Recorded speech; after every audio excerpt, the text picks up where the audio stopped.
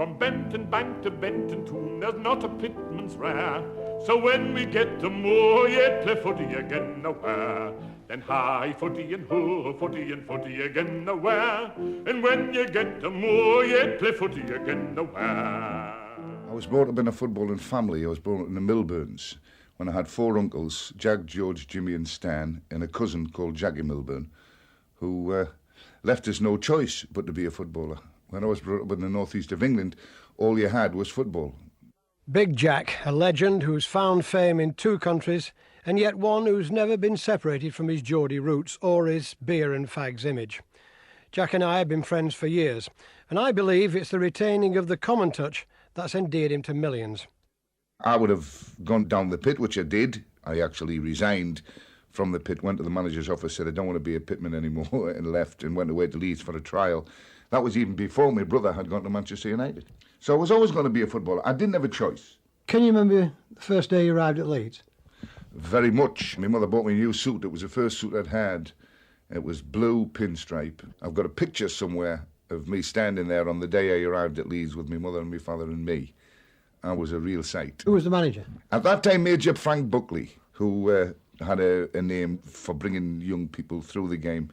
And I became a Buckley boy at the age of 15 and a half. Stayed with an old lady called Mary Crowther in Beeston in Leeds, which was at the hill above Elland Road. My first memory was standing there looking down onto Elland Road and wondering how I would do. You'd see the whole of the ground spread out below you. I never thought I was a good player. I never thought it would keep me on at something. It was one of those situations where you're not sure.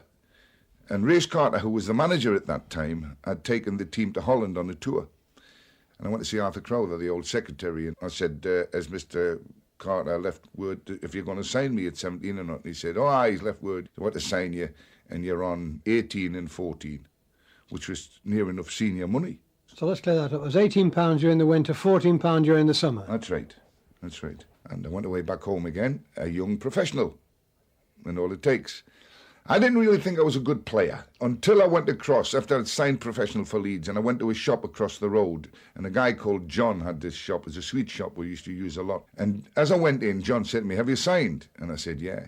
I said, why? He said, I've had half the Football League in here today asking if you've signed, which meant that if Leeds United hadn't signed me, there were a lot of people had been in who wanted to sign me. Why did you not think you were a good player? I don't know. I had a brother called Bobby and 2 other brothers called Tommy and Gordon, who were 6 years younger than us. Well, 6 and 9 years younger than us.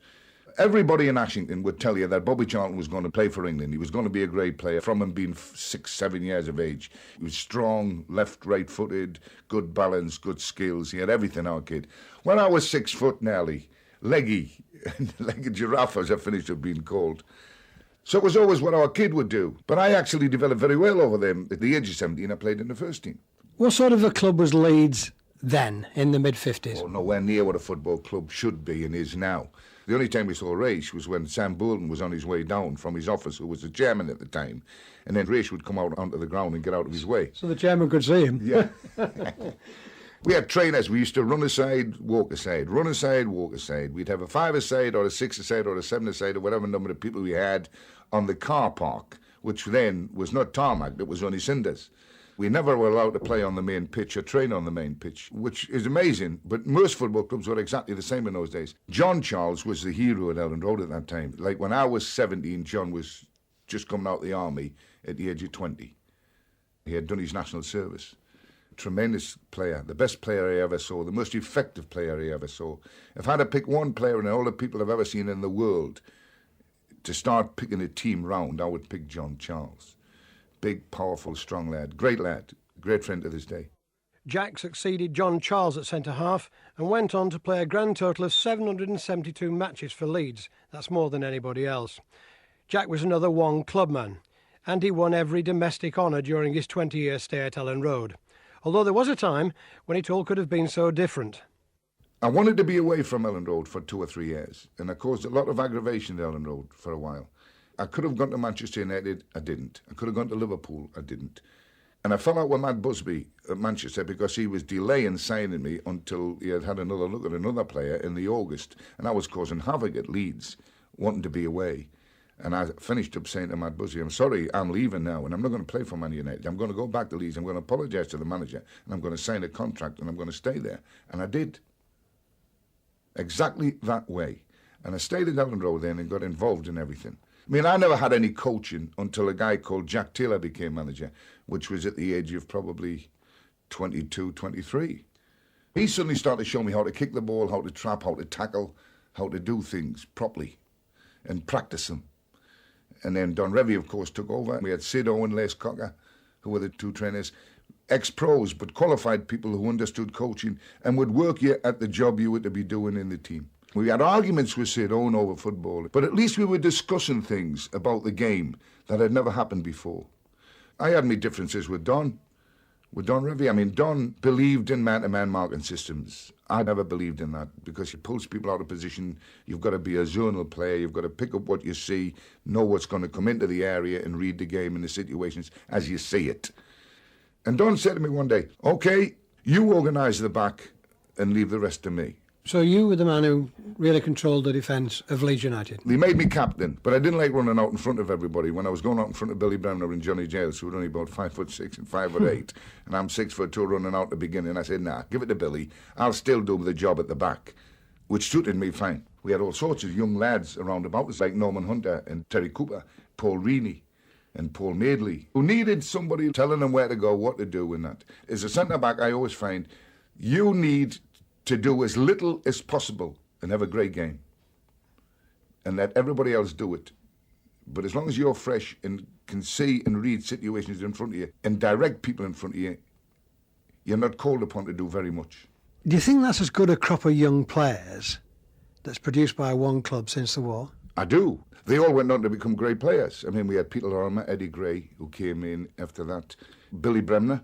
I mean, Billy was only a kid as well. He came as a kid. I think it was not as much to do with the sort of players they were when they came to the club as it was the work they did at the club. Yet, they were never popular. Why do you think that was? When we first went into the first division, we were tipped that we would go down back into the second division. In fact, we finished second in the league and lost the title to Manchester United on goal difference. But that year, we were a bit ruthless. We wanted to win games. It was a case of, you kick me, we'll all kick you. It was one for all and all for one. But that 1 year labelled us. We could never get rid of that label because nobody in this world could ever say that the Leeds United team I played in played that way for the 10 years that we were successful in the way we played. They never forgave us for that year. How good was Revie? Don was the most honest, straightforward guy I ever met. If he made you a promise, he would shift heaven and earth to keep it. Were you surprised when he left to take over the England team when, you know, the team was actually in the European Cup? No, I wasn't surprised when he left Elland Road. I mean, it was on the cards that England needed a new manager and Don Revie was going to be one of the ones that they would want to go there. Don used to say to me, the England team is almost impossible to do because you sat there on a Saturday night when you've picked your team and you've thought about it for a while and then you sit by the telephone waiting for somebody to ring you and tell you that they've pulled out with a groin strain or they've got an injury. So then you've got to rehash the whole new team. And he didn't like, I don't think, international football for that reason.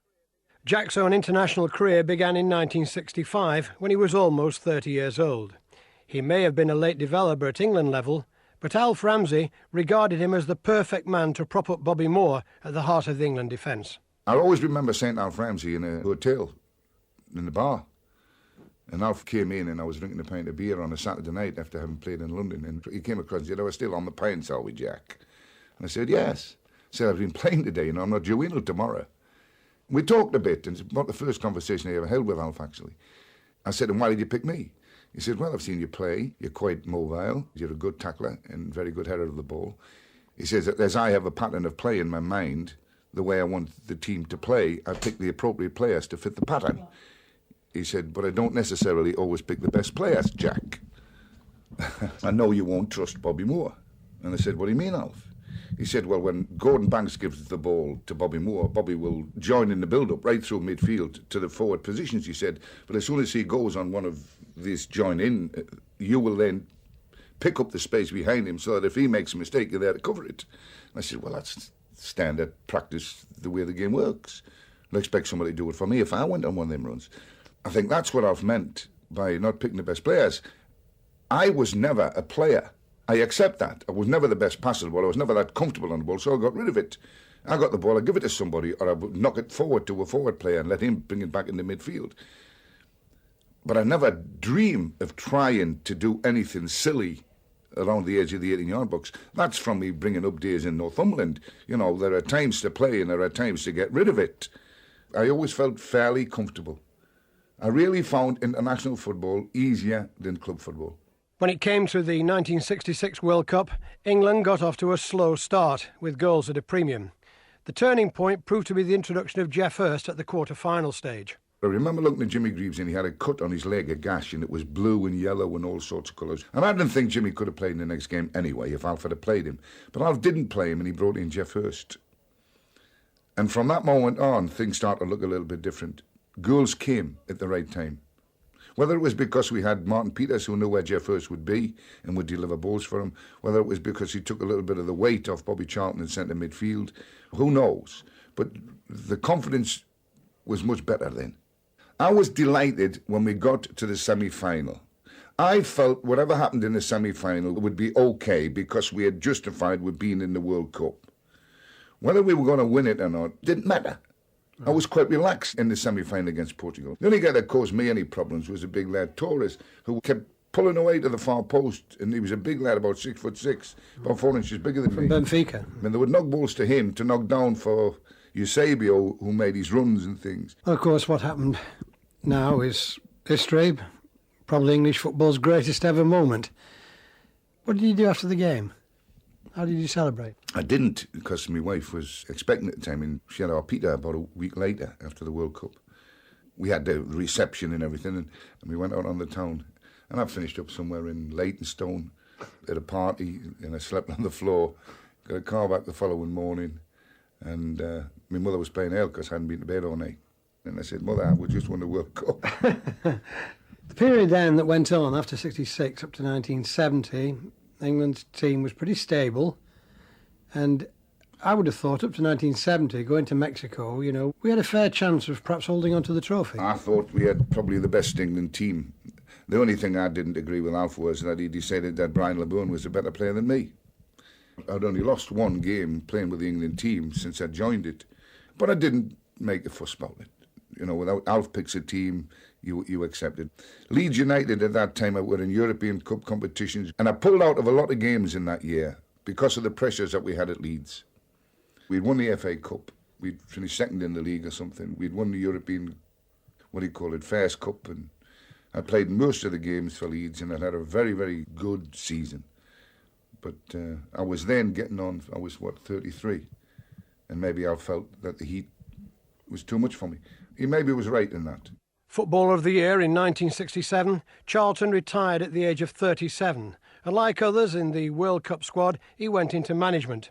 He was easily the most successful of them all. I was a staff coach with the FA from the age of, I think, about 26, 27. So I always wanted to stay in the game and be part of the game.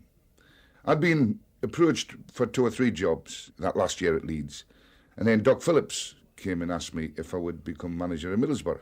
So I said yes. Dr. Phillips was the England team doctor? England team doctor. I was with the England team when he asked me. Middlesbrough under Stan Anderson at that time had quite a good team together. They'd failed to get promotion by a point or 2 points. They looked good, had good players. Stuart Bone, Willie Madron, John Craggs, David Armstrong, David Mills. I got Bobby Murdoch for nothing from Jock Stein. And Bobby was exactly what I needed. And we murdered the second division. He won it by miles. I was made manager of the year that year, funnily enough. I was sat with Bill when I got the award, when they announced the award, and Bill looked at me across the table and he said, "You owe me £1,000, which is what I got for being manager of the year. I mean, for me to get it over Bill Shankly was unbelievable. In my first year in management. We had 3 years in the first division, very comfortable years, and then I decided I'd had enough. You never had a contract, did you? Never had a contract in my life, no. Always agreements. Just agreements. I'll stay for this length of time, and I did. I always felt that 4 years at any club was long enough. After Middlesbrough, Jack managed Sheffield Wednesday and then had a brief spell at Newcastle. He walked away from both of them when he was ready. Events then took an unlikely turn. I was in a hotel in Birmingham when a guy called Jimmy Armfield phoned me up and said, "Congratulations." And I said, "What do you mean?" "What for?" He said, "You're now the Irish manager." And I didn't even know. They had tried to get hold of me at home, but being on the road, my wife didn't know where I was. I used to keep in touch with you because we used to do an article together. That's right. So you always knew where I would be. So I went to Ireland and I had a famous press conference where they wanted to know where everyone in the world had not got the job except me. And got on with the job then. I had thoughts on international football, how we should play. Everybody played the same way in the world. I went to the World Cup in Mexico. They were like peas in a pod. They played through a playmaker. They all played a sweeper. They all played possession football. And then nobody would commit anybody forward until the central midfield player, the playmaker, was in possession in a good area, and then they would commit themselves a little bit. And I thought, well, we can't enter this fray with the Irish team and play that way, because it'll take us years to catch up and produce a team with the quality that they had got, the type of game they played. So we introduced a game like we play the ball into the corners, condense the areas, put them under pressure and play from there. And it worked a charm. It wasn't a knockabout, take your time game. It was a rush game, more of the sort of game that the Irish expected of their own Gaelic players. You get the ball forward, you compete, you chase people, you close people down, you create excitement, you win balls when you shouldn't win balls, you commit yourself to the game. A lot of the pundits didn't like it. The teams that we played against hated it. They'd never experienced anything like we dictated to them. How did you feel when you actually had to play against England in the World Cup? When you're a professional footballer, you sell your services. If I left Newcastle United and went to manage Leeds, my complete dedication would be to the new team I was playing for, who were paying me wages. And it's very much like that in international football. We played at Wembley, and we actually should have beaten England about 3-1, and we finished with drawn 1 each in one of the World Cup qualifiers. When we equalised, Niall Quinn, a journalist in the Daily Mirror, said he felt sick when he saw me jumping, leaping about when Ireland had equalised. I'm paid by them. I've been with them for 6 years. What did he expect? And we were a match for anybody in the world. I mean, Ireland actually beat Brazil. Not many people know that, but we did. Okay, it was at Lands on Road and it was 1-0, but we beat Brazil, and we've beaten every team of any quality in the world. I am now an Irish citizen. Not an honorary, I'm an Irish citizen. I've got my passport, my wife's got a passport. I'm a freeman of the city of Dublin. I've got masses and masses of friends in the Republic of Ireland. I love the place to death. I've got a house over there. I get back and forth whenever I can. And I suppose now, after 10 years, I'm as much Irish as I am English. I can still talk the way to do. You know? Jack finished with the Irish team 2 days before Christmas 1995, in circumstances that hardly reflected his immense contribution to the Republic, even if he had already made the decision to resign. I wanted to leave it until the January, when I would have done 10 years with the Irish. But a certain group wanted me over there to resign so they could get on appointing a new manager, something they didn't do for about 4 months after I'd left anyway. So that annoyed me. But I was always leaving. There was no question of that. The team needed to be restructured and rebuilt. And when you've been there 10 years, that makes it that much harder. I'd done me bit. It was time for me to leave. Have I missed football?